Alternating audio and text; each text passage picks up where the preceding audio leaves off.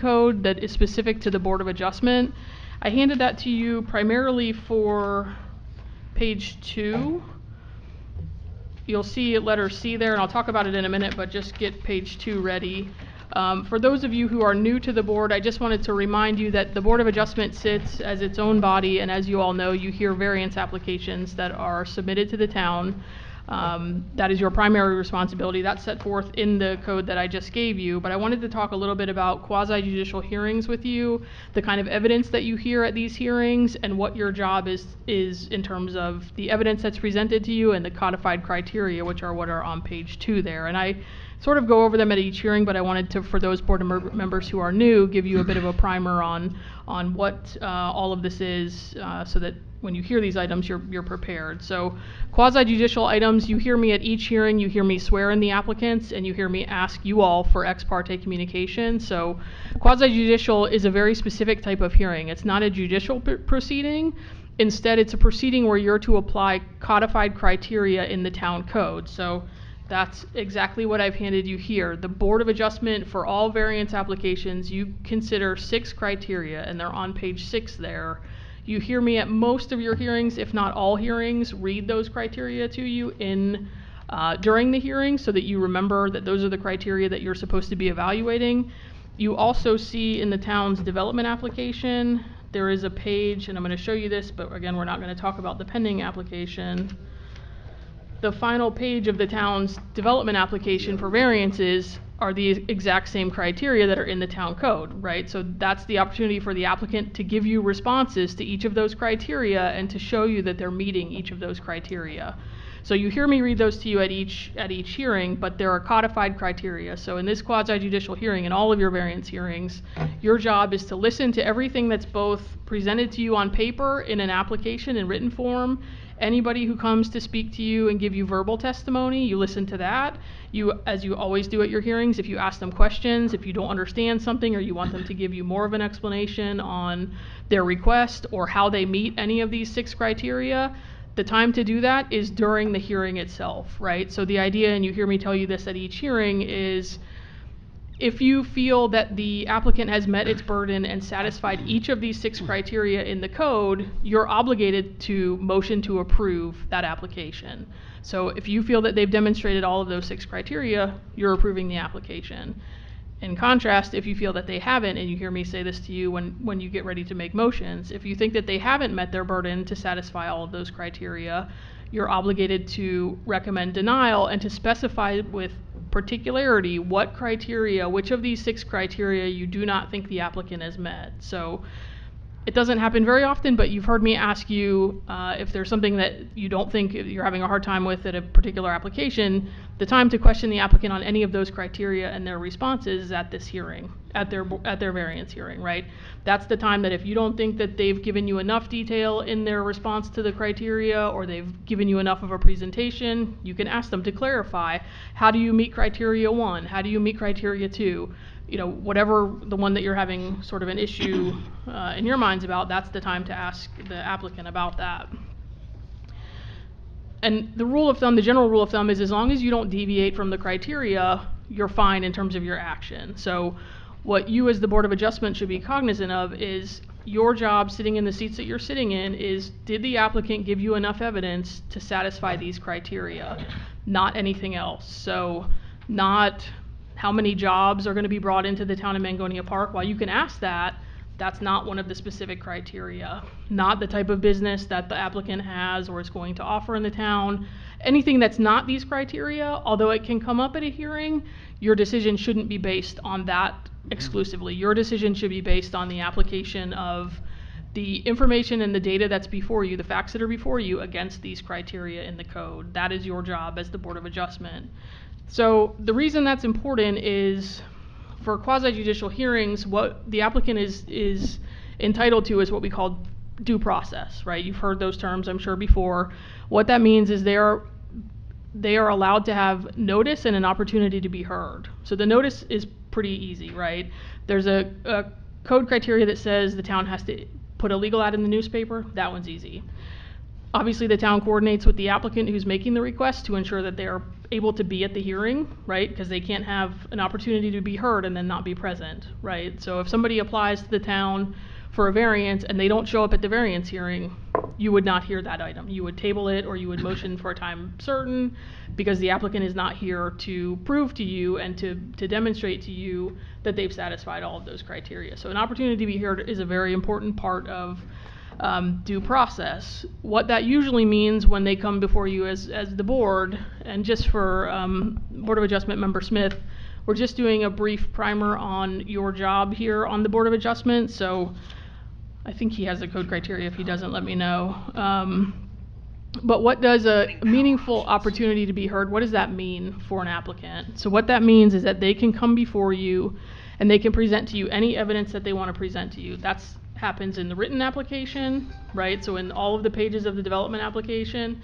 It can happen to you in plan sets. You've seen that come before you before, right? So various site plans or other physical documentation that they bring to you. It could come to you in the form of verbal testimony from the applicant themselves, from their architect or their planner, or any other witness that they want to call during a Board of Adjustment hearing. They do that during the hearing. That is part of their opportunity to be heard at a hearing. The important thing about an opportunity to be heard, and you hear me do this at each hearing, is I swear in all applicants who testify before you.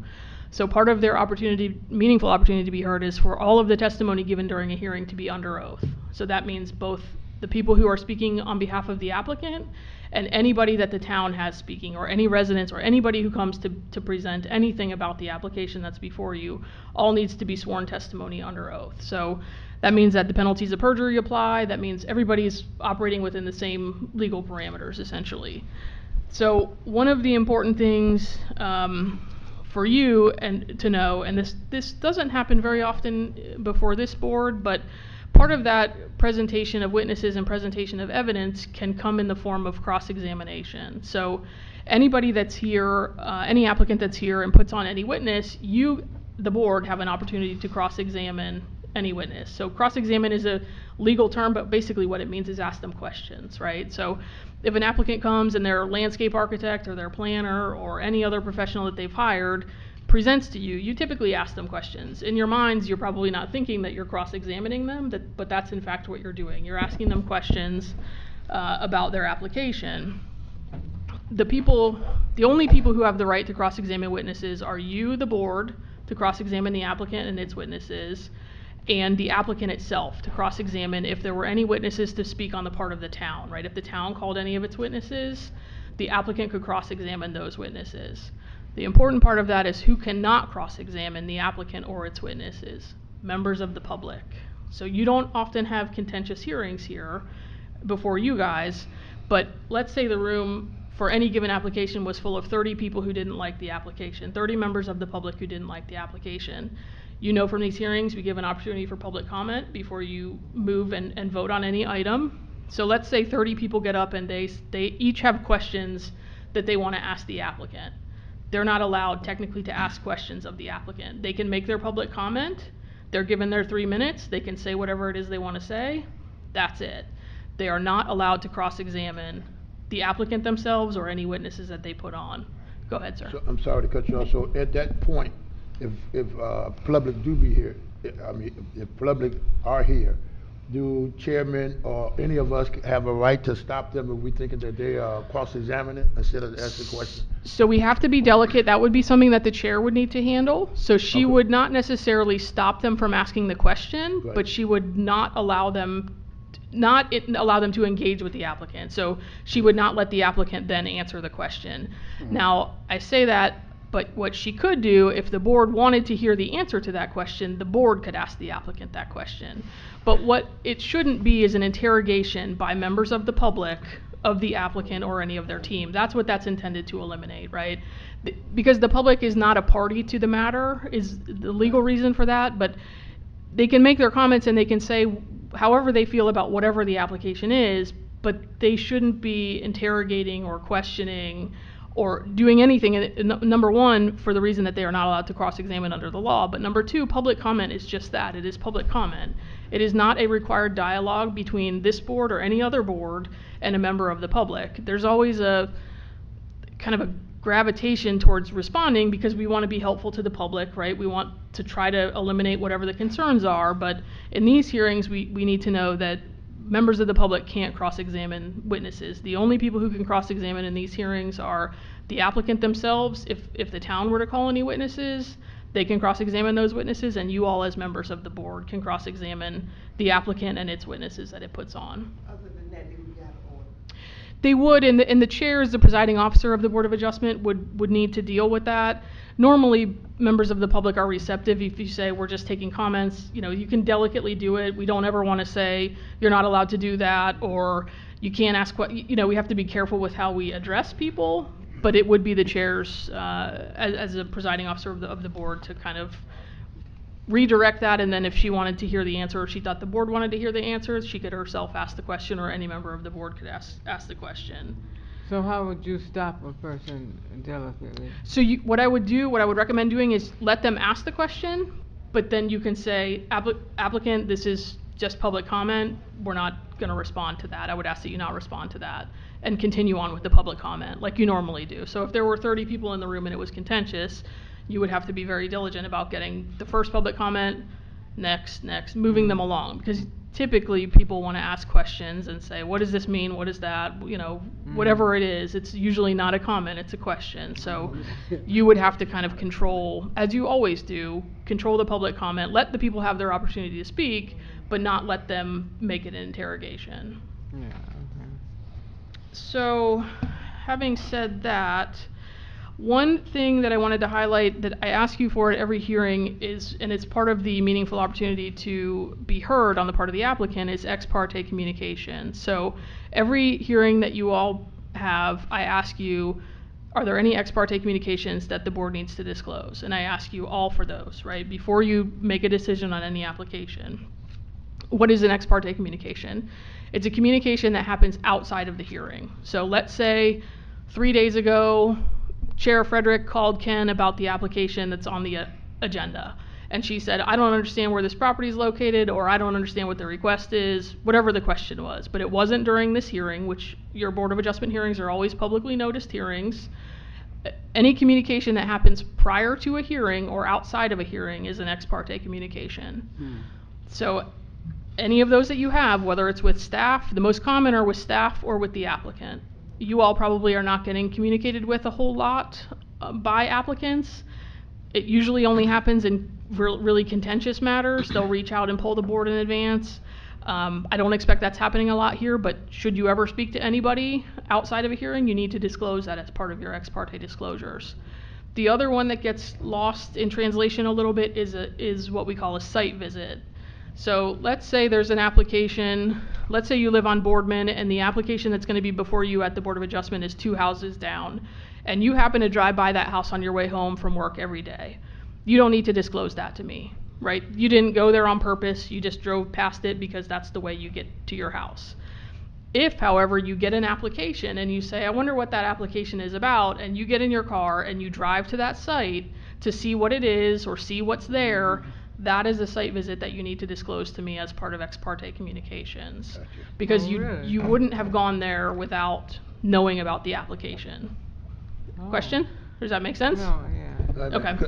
I want to make sure, because I did that, and Yeah. but last week, what it was, 2 weeks ago when we was here, I was just exposing that I was just walking. We was doing a outreach, and we were just walking. That's why I made the comment about I seen that place, but I never got the application for this.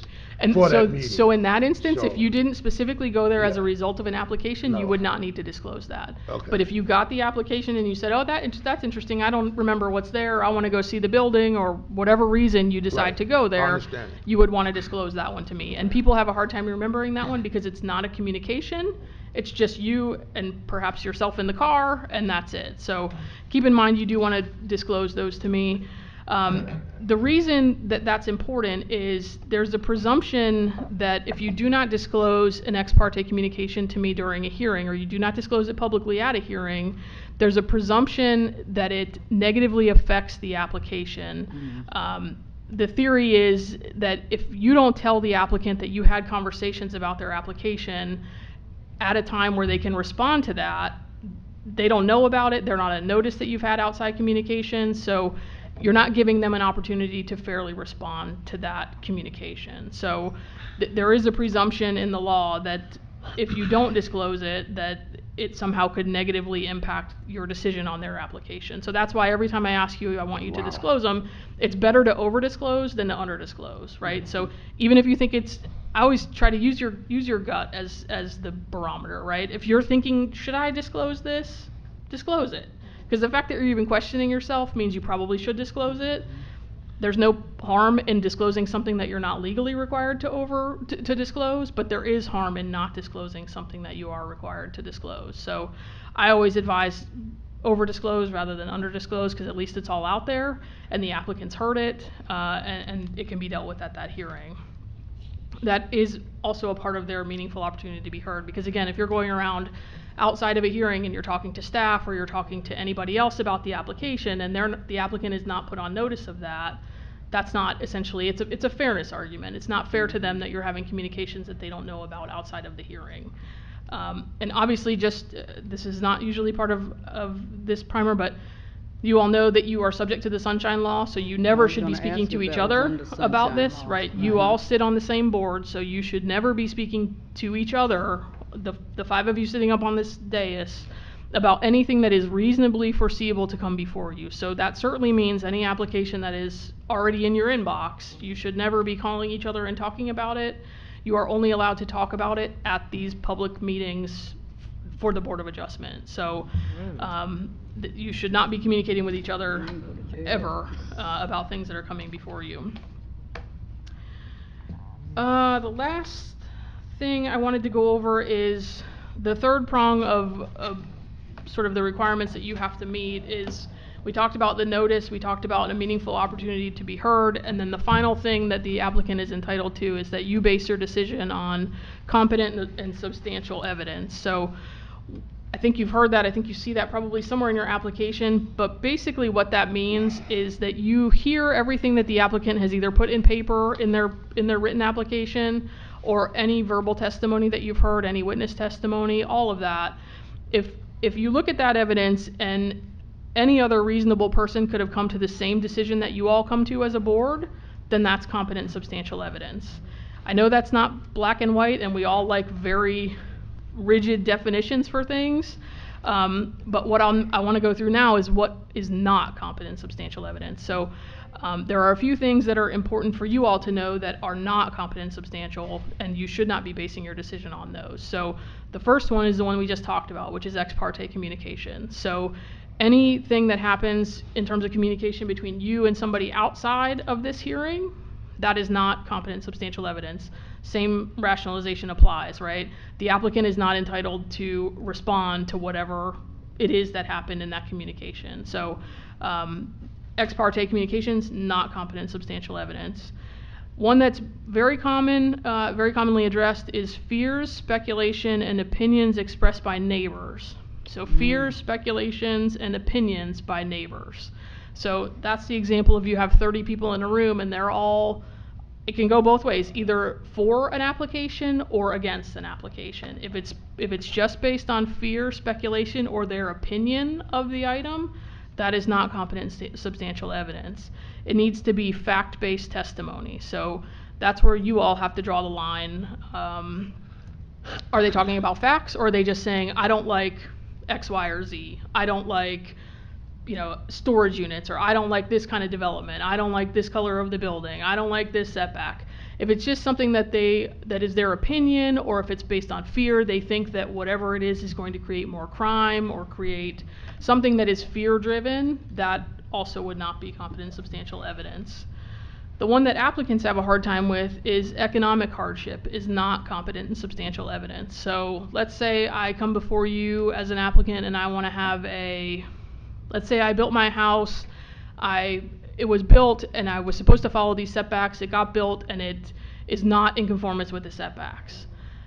I need to come to you for a variance to get a variance to whatever the setback requirement is. One of my justifications is it's way too expensive for me to have to move my house over to meet this, and this is an egregious example, I get it, but something costing them more money or being more expensive to address is not competent and substantial evidence. That is an economic hardship, yes, but that is not competent and substantial evidence for the purposes of your hearings. So that one is one that you only ever hear in the context, or I've only ever heard in the context of the applicant saying that. Nobody else usually makes that argument except for the applicant themselves. So know about that one. A really, really important one is the fact that my neighbor or 3 houses down or 3 streets over got a variance. That is not competent and substantial evidence. So there is no precedent setting in variance granting. So if you were to grant 5 variances in 5 days, right? Every day you grant a new variance. On day 6 doesn't mean you have to grant a variance. Let's say you get an application for 2 different applications that look almost identical. Setback variances, they're both setback variances, they're both rear setback variances. Just because you granted the first variance doesn't mean that you're obligated to grant the second variance. As we went over right at the beginning, your sole responsibility is to evaluate the application against these criteria. So that makes sense when we talk about there not being any precedent setting. Each application is its own application, and your job is to do a case-by-case analysis under that application of the criteria, the facts that they gave you against the criteria that are in the code. So even if the variance requests, two variance requests look very similar, doesn't mean you're obligated to grant 2 of them if you grant 1 of them, right? Your action on any one variance doesn't set any precedent going forward the next day or the next year for that matter. So never be fearful of granting a variance. It's more about did the applicant meet the criteria, not about what is this going to do to future applicants in the future. The final one, and this doesn't come up very much anymore, but and I don't know that it's ever come up in this town, but a claim that a project will interfere or obstruct views, light, or air. So that happens more in the context of big high-rise buildings, right? So if I live, let's say I live in Town Hall, and right next door over there they're going to build a 50-story building, and I'm not going to be able to see the sun ever, right? Or I'm not going to be able to see the ocean, or whatever the argument is. That is not competent and substantial evidence either. So although competent and substantial evidence, I can't give you exactly what it is, I can tell you exactly what it's not. So if you hear any of those 5 things, that is not competent and substantial evidence that you should be considering. So I always think to yourselves as you're making your decisions, could 5 other people from the community, other residents of the community sitting as the same board that you are, look at the application, the same application you have, and come to the same decision that you came to? If that's true, then you have competent substantial evidence that you're basing your decision on. So I know that was a lot to throw at you kind of in a quick period, but I think because we have a couple of new members, it was helpful to kind of put it all out there. I'm happy to answer any questions either today, or if you think about what I've said and you have any questions, you can reach out to either me directly or to Ken, and I'm happy to answer any questions. Mitty, yes. if I can, I'll ask a question. I think I know the answer, but just for the sake of the board. So how much into the site plan can they really ask about? So Talking about the board. So not a whole lot. So that becomes a little bit tricky because a lot of the applications that you all see have to do with setbacks or other constraint that would certainly impact the site plan, and typically you see applicants bringing site plans to you to show you what their setbacks are going to look like or what their green belts are going to look like. But you are actually not the body that approves the site plan. You are only the body that considers any variances needed that may be depicted on a site plan. But the authority to approve a site plan or to dictate what is on a site plan is the town council's. You guys are only considering variances. So while you see site plans, and I think I try to say this and I'll continue to try to say this, if you get a site plan as part of an application, you're not actually, even if you approve a variance, you're not approving the site plan. That still goes through its own preliminary and final site plan process. That address? Yeah. Your question was, what can we ask How questions? far into the site plan can you ask questions or comment on? Yeah, how Yeah. far into it? Yeah, and what she said was exact. I mean, you can ask questions about the site plan as it relates to the variance or the variances, but beyond that, that's a different body that takes that up. Okay. Stay in our lane.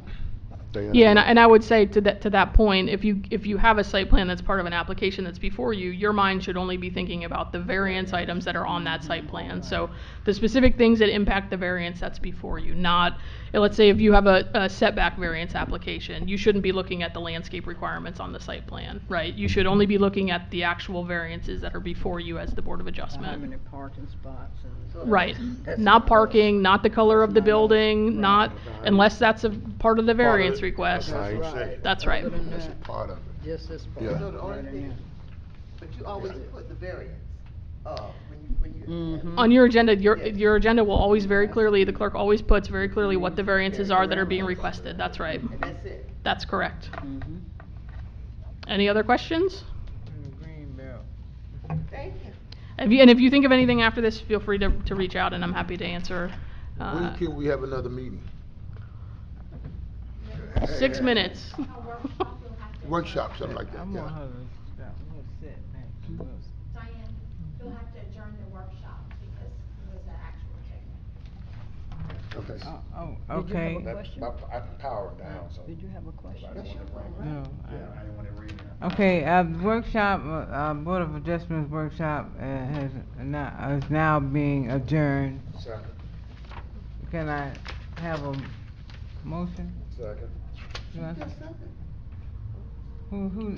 You- have a Madam Chair, it's a Who workshop. moved? You adjourn, so it's fine that you just Yeah, adjourn without a I don't motion. ha- You're I don't- fine. Yeah, I don't have to have thank you. See, you know, I know I screw up on a lot of this stuff, 'cause they confuse me sometimes, 'cause they jump in, Well, we you got a know. workshop. So what, so you don't have to have a second, I mean, a No, motion I don't have to for have- the workshop, no. but you do for the. Workshop, it can be a little bit more informal than that, that's fine. But you Oh. do for the meeting. But your meetings, I have to have, You can do it either way. This board has typically called for motion and a second, as part of your meetings to adjourn.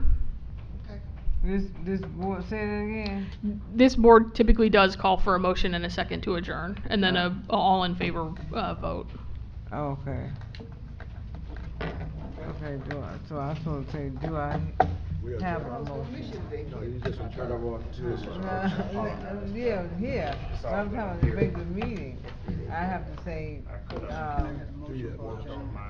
motion for, I need a motion, I'm calling for. One person can do this. What you do is get you a little card, put it on there, and when you come, just maybe you leave, that's all.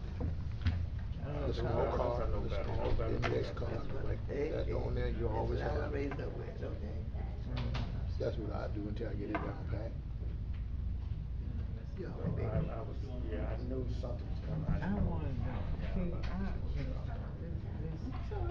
10-yard setback, what is the setback? That's 10 foot, that's 10 foot. 10 feet. Same question, the variance is 3.8 feet. Okay, so 3.8 feet of the. From the requirement, 10 is required, 10 is required, but they're asking, can we just get by with I gotta 3.8? get a ride. I'm calling Oh. son, man. Is it okay to power this phone back up? It's been raining. Can I power my phone back up? Are We couldn't have Well, you. we haven't even seen this Oh. property, have you seen it though? Is a mess. I pass it, it's on my street. Day off. I have to- When I turn on the street, I pass, it's right there. It's on Pioneers on the street. It's on the It's a street. Pioneer in Australia. It's on the corner.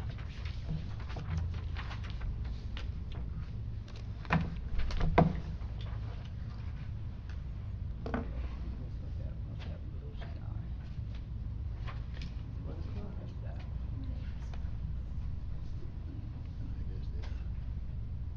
Just one, 2 minutes. just one. See, all this white. Let me see your phone. I usually go don't by the have phone mine. because you can never trust the clocks or the watches. It's, They give you time, but I powered it off. Oh, wait a Yeah, minute. 'cause I get calls in the middle of things, so. She said 2 minutes, she'll let us know in what time. Thank you. Mhm. We used to have a clock in here, what happened to the clock? Okay. It's the same I question. have no idea. Huh? I don't know. When you Well, find out, let me know and we'll go catch the guy. Oh, don't Sherry, get it. I don't know. Sherry took down that I clock. don't know. Or did they get it She painted? said and never they- kept the right and they kind, might have it was had to- different all the time. Oh, okay. But she know they where to get one from. You know what they Now- say, even a broke clock is right twice a day. So, That's right. so, Excuse me, Miss Albury, we would like to request a clock to be Yeah, I heard about here. it. Yeah. We already put it in the budget. Oh, you did. I was gonna say, No, you it- asked, is that in the budget? it was You know those redlined. big clocks. You don't have It to. was scratched off? This big enough for us to see it. The applicant here. Make it digital. No, they don't. You can make it digital. Make it what? a Digital, clock? yeah, digital. With flashing lights? Yeah. I think the applicant here, Huh. if it's the applicant here, we can get started. If you get a digital, you can have one in the front and one in the back. Tell them,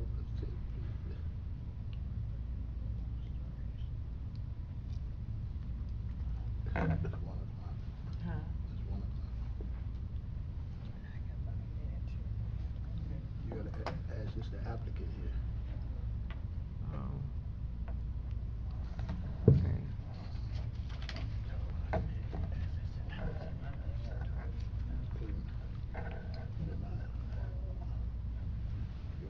Your phone might be better than my one.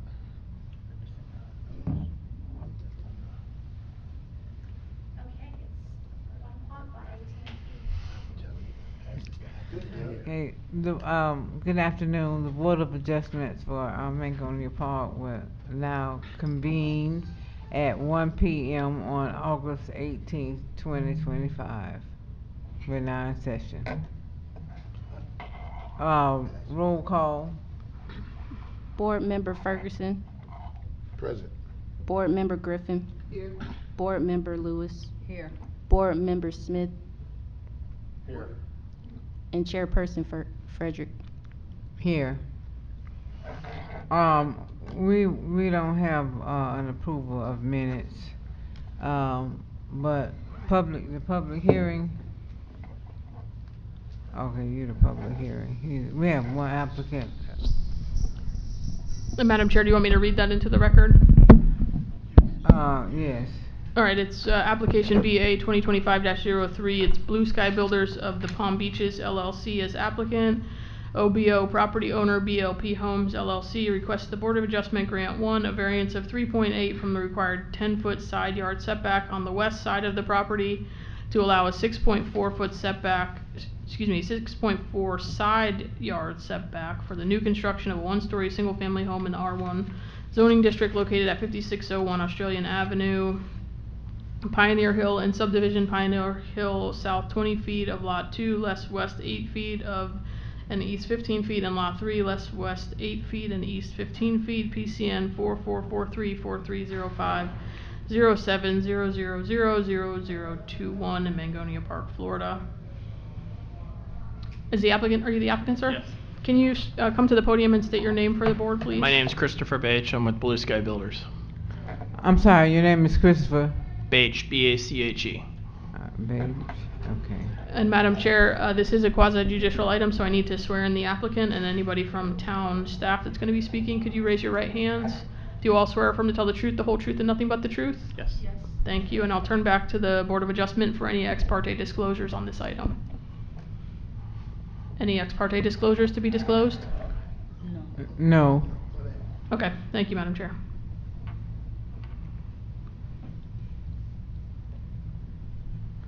Okay. You may present. You may Okay. tell us what you want. This project, we had started the house. It was under construction. We went for our inspection so we could pour the slab. And when we did that, we found out that there was a bust in the survey. I guess down the street, all the surveys had changed at some point, and it wasn't caught till we were ready to pour the slab. So the house is under construction, and the slab's all ready to pour the concrete when we found out that the setback, we don't meet the setback anymore.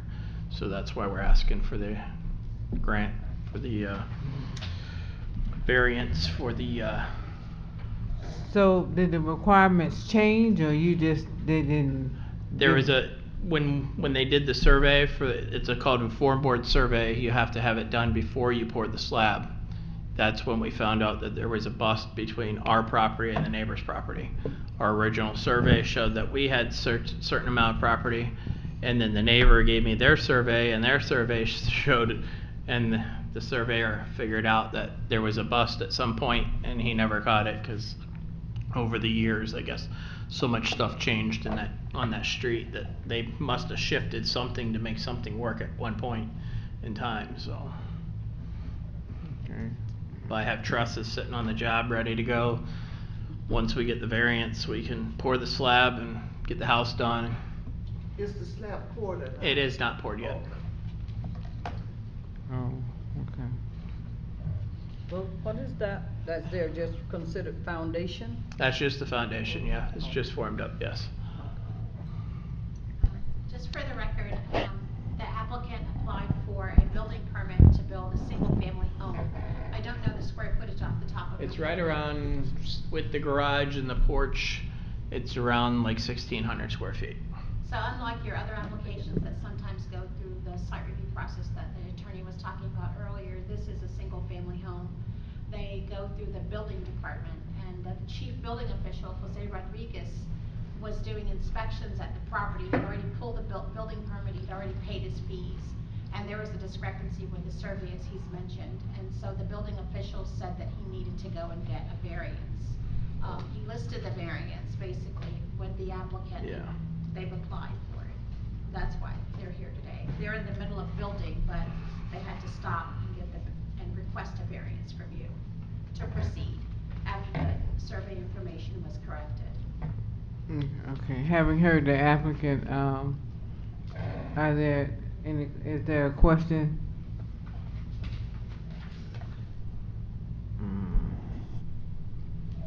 I have No a comment, I have a question, and I don't know who to direct it to, whether it's the attorney or the clerk or the manager. I understand we're specifically here for variance, and that's what this board of adjustment is here for. But I want to kind of double back to the survey side, and can anyone explain to me how the misstep on the survey or the survey firm, how did that come about? And especially when the foundation was formed and ready for pour. It's a question that on my mind, so can someone answer that on the survey side? And Mr. Smith, it's probably most appropriate for the applicant to give a response to the extent he has one. I think the question is, how was it the surveys were just incorrect? Is that? My surveyor that I hired, he staked it out. We did a survey that we submitted with a building permit, and we met the setbacks at that time. Once we started construction and we started building, we found multiple different things. We found the neighbor's sewer line running through the property, which we had to reroute around where the house was going. That was one. And then we staked it all out, and we had the property line staked, and the actual owner to the west was in town. They said, no, our property line's bigger, and they ended up giving me a survey even after the building official said, hey, we need a variance because you don't meet the setback. So we went back and forth with the surveyor, a copy of their survey, and somewhere the surveyor said he doesn't know when, but there was a bust somewhere on the street, that like a 4-foot bust where somebody did something and they changed the surveys. So that was like the last house on Australian. So that one got cut short because everything shifted to the east. I mean, after that, I don't know the technical what went on, but now that he did all the research, we're good, but we're 4 foot short. So you need a variance? Yes. All right, thank you for, kind of clearing up some things, so I'm moving forward. having heard the applicant, is there a motion to accept or? Oh, a public comment. Public comment, comments of the Open it to- public, okay. Okay, let's open up for the comments of the public and board. Any comments of the public? She would have to check online to YouTube. We are streaming live. There are none. There So, Madam none. Chair, you can close public comment then. So- You can close public comment. Okay, so the public comment is, is closed. And now you can entertain any motion. Okay. Having heard the applicant and the request for the variances, is there a motion on the floor to accept or reject? That's your motion. So move to do what? To accept the applicants, to do the variance. So the motion is to approve BA 2025-03? Mm-hmm. Okay, thank you. Is there a second? I second. A second. So it has been approved and, seconded that we're gonna grant you your We variances. appreciate that. And Madam Chair, if you could call for roll call, please, for a vote on the motion and second that you have on the table. Okay, I need a roll call for that. Board Member Ferguson, Yes. Board Member Griffin, Yes. Board Member Lewis, Yes. Board Member Smith, Yes. and Chairperson Frederick. Yes. Okay. Passes unanimously. Okay, that's Thank you. passed. Okay. Okay, I'm gonna have to adjourn it. We're done. I'm gonna adjourn the meeting, Mr. Page, Christopher. I'm gonna adjourn. Okay, so the Board of Adjustment, meeting has now been adjourned at this 1:10 p.m. Okay, thank you. Looking forward to the new house on Why my is it street. so hard for me to get to I this? gotta get some work. I'll make sure that I have the updated, Is that part of pastor? That's part of pastor. They probably did. It's not uncommon for